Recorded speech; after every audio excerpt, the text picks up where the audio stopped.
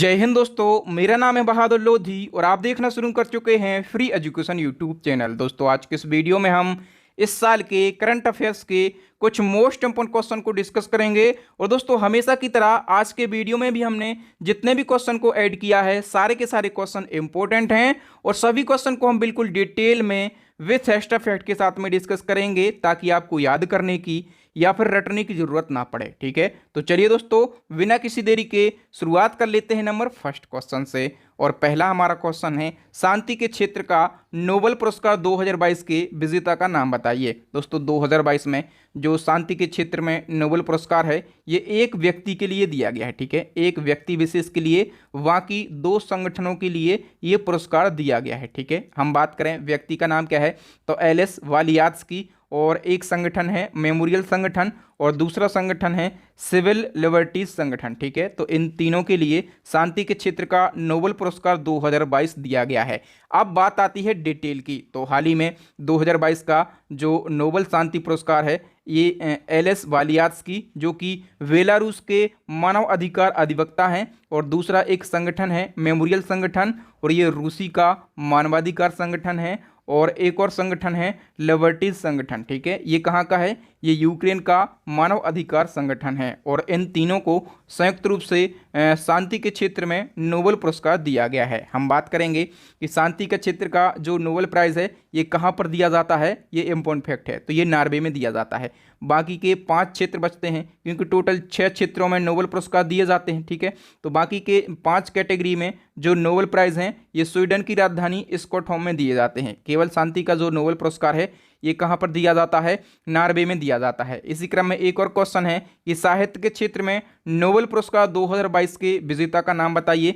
तो साहित्य यानी कि लिटरेचर, ठीक है, और लिटरेचर के क्षेत्र में जो नोबेल पुरस्कार है इस साल का ये किसके लिए दिया गया है तो ये एनी एरनॉक्स के लिए दिया गया है। ठीक है, आप लोग एनी एरनॉक्स का फोटो भी देख पा रहे होंगे। अब बात आती है डिटेल की, तो साहित्य के क्षेत्र में वर्ष 2022 का जो नोबेल पुरस्कार है ये फ्रांसीसी लेखिका एनी एरनॉक्स को दिया गया है। और इनको किस किताब के लिए ये पुरस्कार दिया गया है तो for the coverage and clinic equity के लिए इनको ये पुरस्कार दिया गया है। और एनी एरनॉक्स की ये जो किताब है ये व्यक्तिगत स्मृति की जड़ों, व्यवस्थाओं और सामूहिक प्रतिबंधों को उजागर करती हैं। नेक्स्ट क्वेश्चन है, रसायन के क्षेत्र में नोबेल पुरस्कार 2022 के विजेता का नाम बताइए। दोस्तों रसायन यानी कि जो केमिस्ट्री का नोबेल प्राइज़ है ये 2022 में 3 वैज्ञानिकों के लिए दिया गया है। ठीक है, हम बात करेंगे तो एक वैज्ञानिक अमेरिका के हैं, इनका नाम है कैरोलिन वर्टोजी, दूसरे भी अमेरिका के हैं, इनका नाम है बेरी शार्पलेस, तीसरे डेनमार्क के हैं, इनका नाम क्या है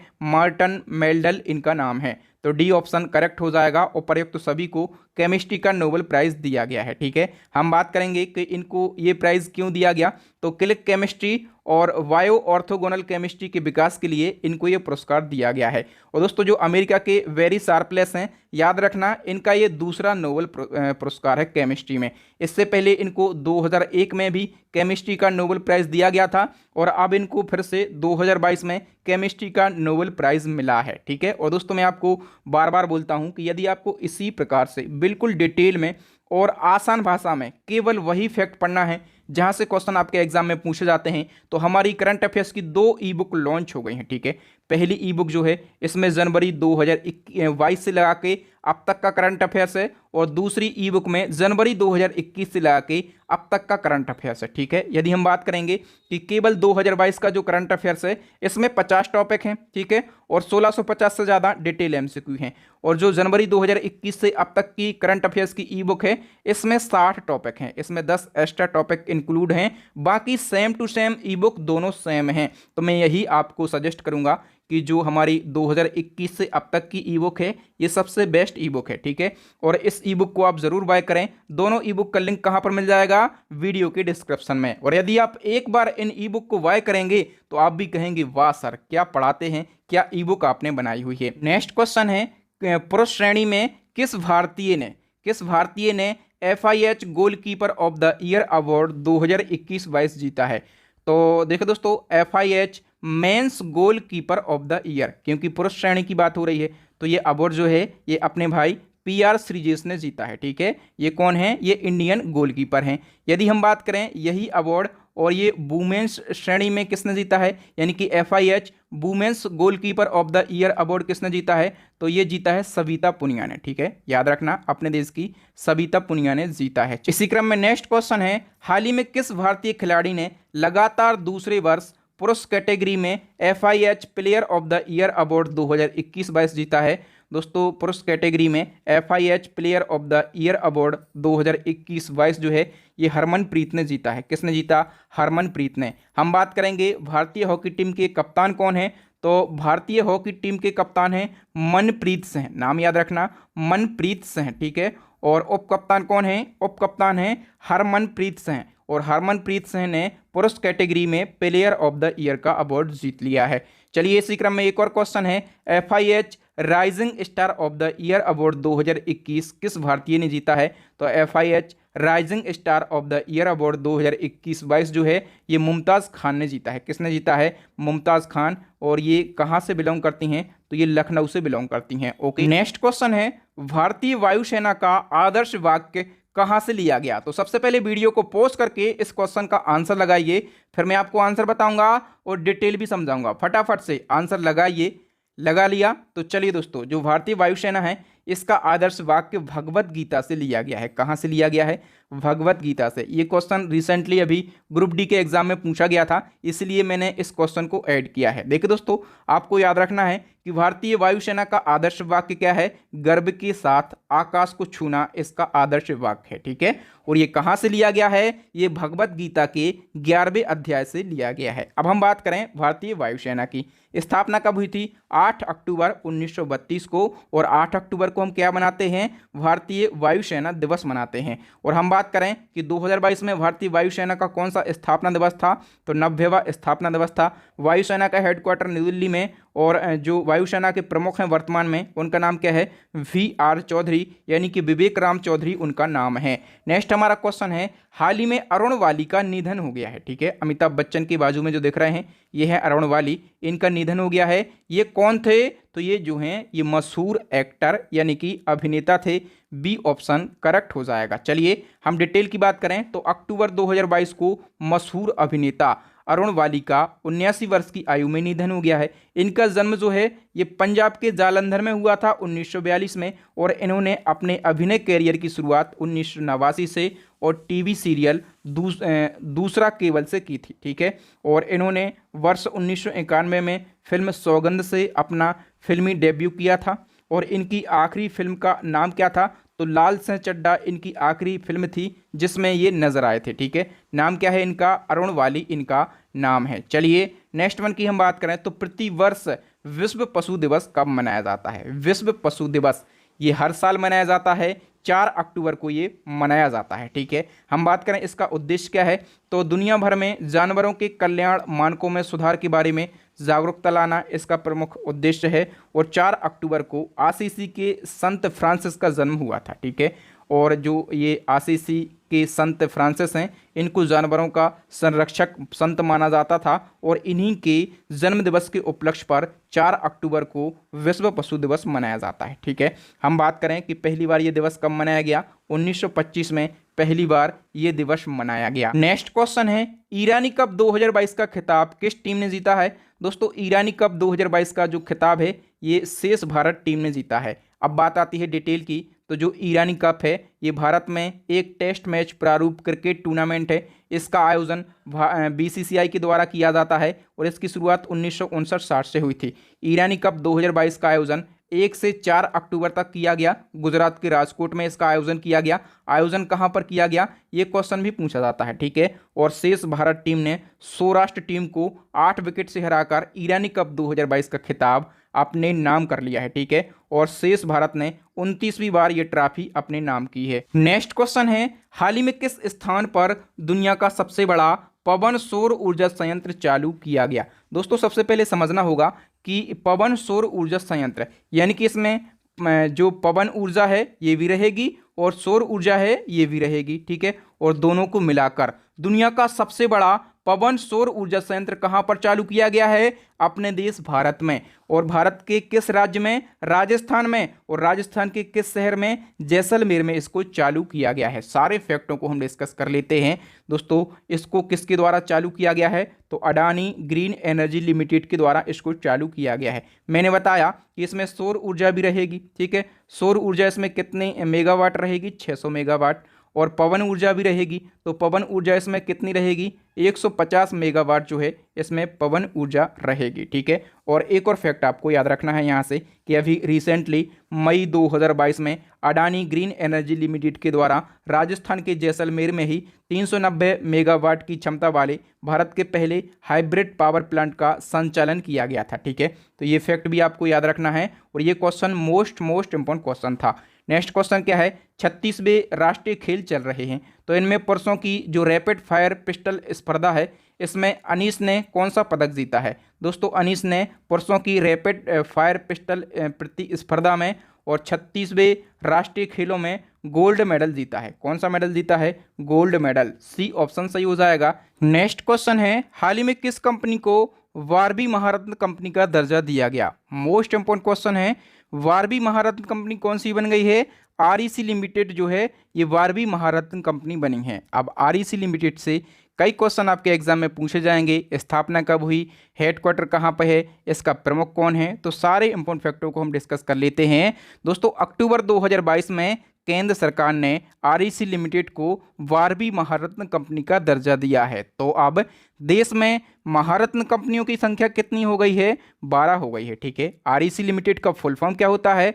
रूरल इलेक्ट्रिफिकेशन कॉरपोरेशन इसका फुल फॉर्म होता है। ये जो कंपनी है ये पूरे देश में बिजली के क्षेत्र में विकास पर अपना ध्यान केंद्रित करती है, ठीक है। और ये कंपनी विद्युत मंत्रालय के अंतर्गत काम करती है। स्थापना 1969, headquarter new Delhi. Present time पे इसके चेयरमैन और एमडी यानी कि प्रबंध निदेशक हैं विवेक देवांग, ठीक है। तो ये सारी बातें आपको याद रखना है, कुछ भी क्वेश्चन आपके एग्जाम में बन सकता है। चलिए नेक्स्ट वन की हम बात करें तो हाल ही में गणित में ब्रेकथ्रू पुरस्कार 2022-23 से किससे सम्मानित किया गया? दोस्तों गणित में ब्रेकथ्रू पुरस्कार 2023 से सम्मानित किया गया है डेनियल स्पीलमैन के लिए। हम बात करेंगे फैक्टों की तो गणित में नोबेल पुरस्कार 2023 जो है ये डेनियल स्पीलमैन को दिया गया है, ठीक है। इनको ये पुरस्कार क्यों दिया गया? तो सैद्धांतिक कंप्यूटर विज्ञान और गणित में उनके योगदान के लिए इनको ये पुरस्कार दिया गया है। अच्छा, ये जो गणित में ब्रेकथ्रू पुरस्कार है इसको ऑस्कर ऑफ साइंस के नाम से भी जाना जाता है, ठीक है। तो ये फैक्ट भी आपको ज़रूर याद रखना है।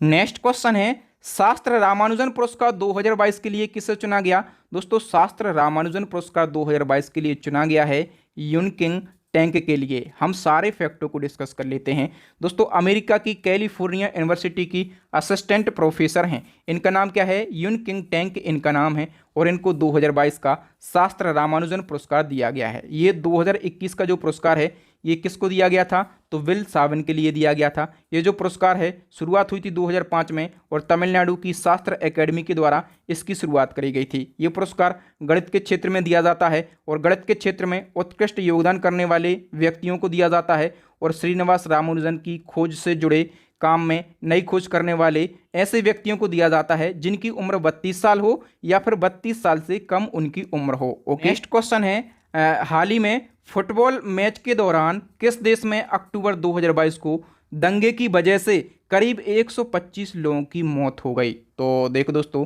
हाल ही में इंडोनेशिया का एक स्टेडियम है, इस स्टेडियम का नाम भी आपको याद रखना है। इसका नाम है कंजुरोहान स्टेडियम, ठीक है। तो इंडोनेशिया के कंजुरोहान स्टेडियम में फुटबॉल मैच चल रहा था, ठीक है। इसी दौरान इस स्टेडियम में दंगे भड़क जाते हैं और इन दंगों के कारण करीब 125 लोगों की मौत हो जाती है, ठीक है। तो याद रखना। नेक्स्ट क्वेश्चन है, तुलसी तांती का हाल ही में निधन हो गया है, इनको किस उपनाम से जाना जाता था?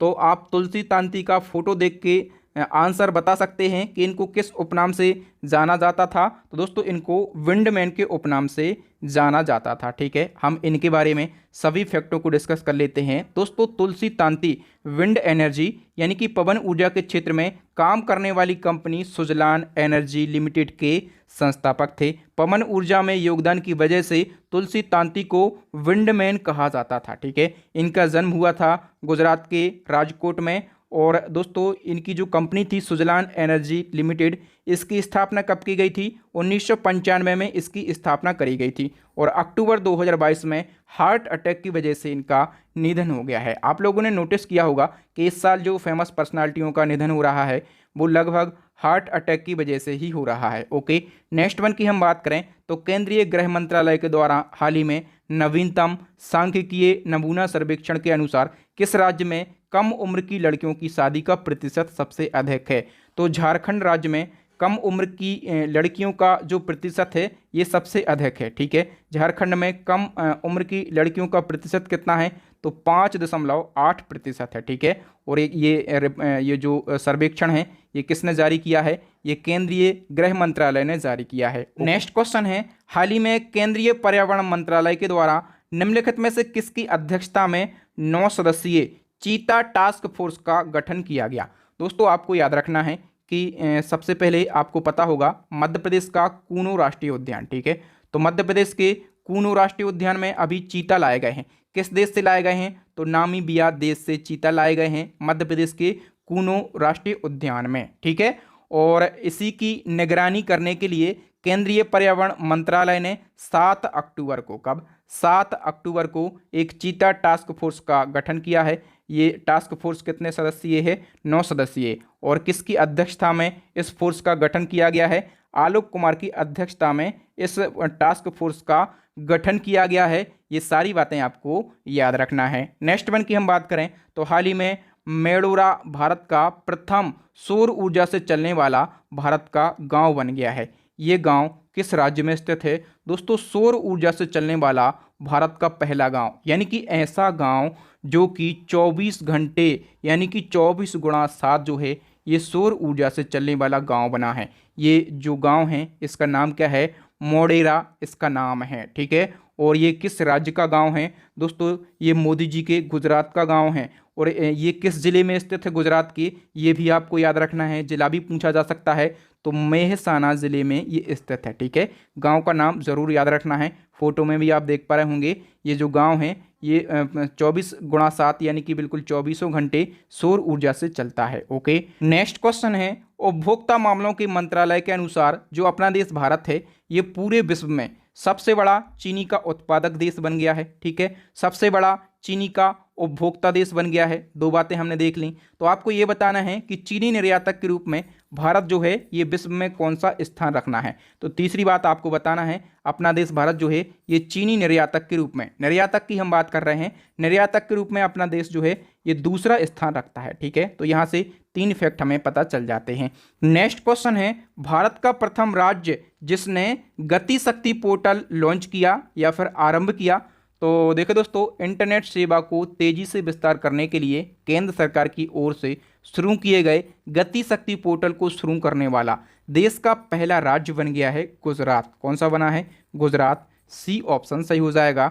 नेक्स्ट हमारा क्वेश्चन है, हाल ही में केंद्रीय गृह मंत्रालय ने किस राज्य या फिर किस यूनियन टेरिटरी के पहाड़ी समुदाय को एसटी का दर्जा देने की घोषणा करी है? दोस्तों जो पहाड़ी समुदाय है, ठीक है, अभी मोदी जी कहाँ पर गए थे? जम्मू कश्मीर गए थे। ठीक है, और जम्मू कश्मीर में एक पहाड़ी समुदाय है, ये आए दिन मांग उठाता था कि हमारे समुदाय को एसटी का दर्जा दीजिए।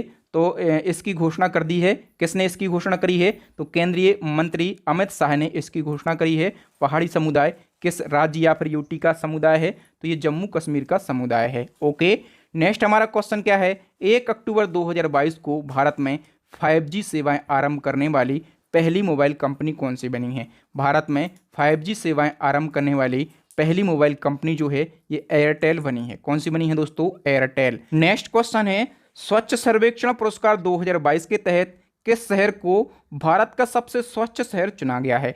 तो देखो दोस्तों, भारत का सबसे स्वच्छ शहर जो है ये मध्य प्रदेश के इंदौर को चुना गया है। ओके, हम बात करेंगे सभी फैक्टों की, क्योंकि यहाँ से कोई भी फैक्ट आपके एग्जाम में क्वेश्चन बन सकता है। अभी केंद्रीय आवास और शहरी मामलों के मंत्रालय ने 1 अक्टूबर 2022 को घोषित 7वें स्वच्छ सर्वेक्षण पुरस्कार 2022 में लगातार 6वीं बार मध्य प्रदेश के इंदौर को भारत का सबसे स्वच्छ शहर घोषित किया है।